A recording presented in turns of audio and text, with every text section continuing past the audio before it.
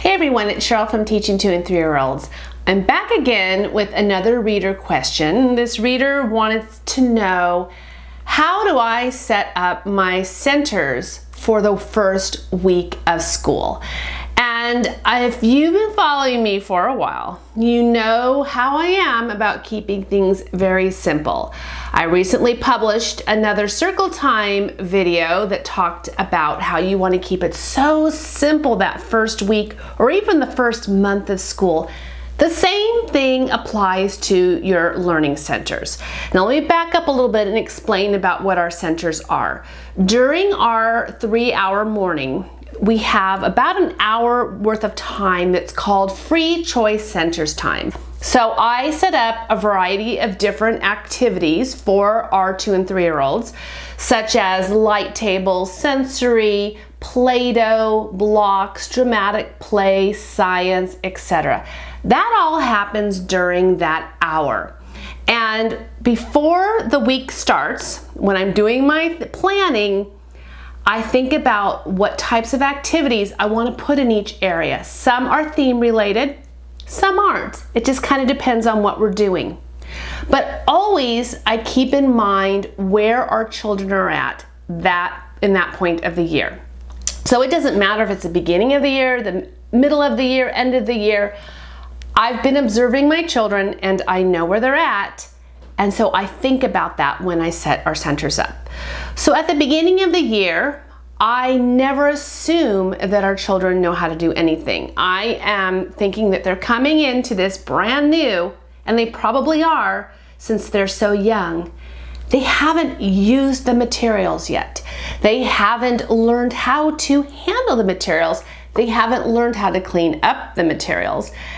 And so I want them to walk into our room and during our centers time, not feeling overwhelmed. And in my experience, the more that I have set out, the more overwhelming it can be for them, especially at the beginning of the year.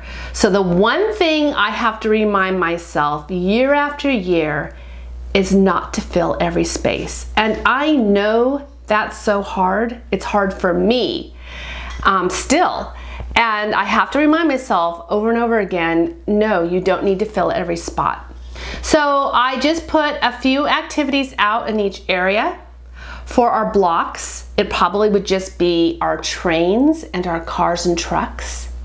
And in dramatic play, it tends to be a house area with babies and some kitchen items.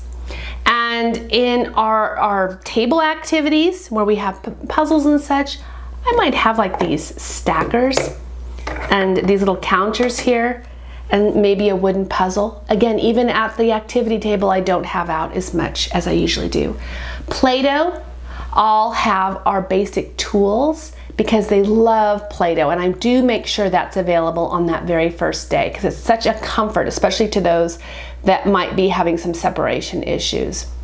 Science I'll probably wait on, or it's going to be something very simple that they can just explore. And sensory, some years I don't have it. Other years I might put something in there like just some blocks, just something that's very easy. And light table, again, just something very simple. Might have to do with the shape of a circle since that's the shape that we start with. And it's just, again, simple, simple, simple. And then when we do have our free choice centers time, I use that time to be observing. I'm watching how the children are using the materials. I'm making a mental note, or I might even jot it down, what I might need to tweak at the end of that day, what I might need to remove, or what I might need to add. We had one year, for example, where all the children wanted the baby dolls, and I realized we didn't have near as much out. So I made a note of that, brought more out. I had another year where I realized we could not have our unit blocks out. In fact, I don't bring the unit blocks out anymore at the beginning of the year because they took the unit blocks. They hadn't been shown yet how to use them and they just wiped them all off and they were everywhere. So I don't bring those out now at the beginning of the year. So what works for one class might not work for another, and that goes for teachers too. What your teacher, the teacher next door to you, is doing might not work for your class. So you really are getting to learn what your children love and how they're using the toys. And so every day you might need to tweak a little bit, and depending on how they're using them. And as I said before, I never assume that they know how to do anything. So I actually will walk around and maybe show them how you put these rings on the pegs. No, these rings are not for throwing. They're for putting on the pegs. How do we stack these? And I'll sit and maybe do a puzzle with them. Over in the house corner, I might help them to show, oh, we could put the food here. And another thing you're going to be working on, to be honest, is sharing, because that's always a huge, huge thing, especially during centers time, because they're playing. And so sharing can be tough too. So you're on the floor, you're observing, and you're assisting where needed. And the other reason why you are going to not put a whole lot out is because of cleanup. That is always a big one, and I have so many teachers asking me, well, how do you handle cleanup? For those first weeks, the first month, what I found is easiest is really we do cleanup right before a center's time ends. So I have a favorite cleanup song that we play. I actually recorded it on loop if I have it on my CD, or I have it on my Spotify, so I know where it is and I just play that. But it's the same song, and it doesn't matter which one you choose. And if you don't have a CD or you don't have it on Spotify or whatever, you can just find one you can sing. My point is, from the very first day, you're going to be consistent.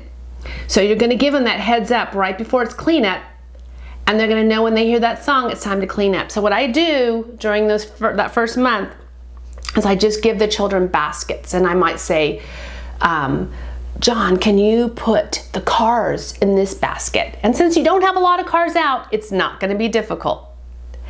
And then, Brittany, can you help me put the people in this basket?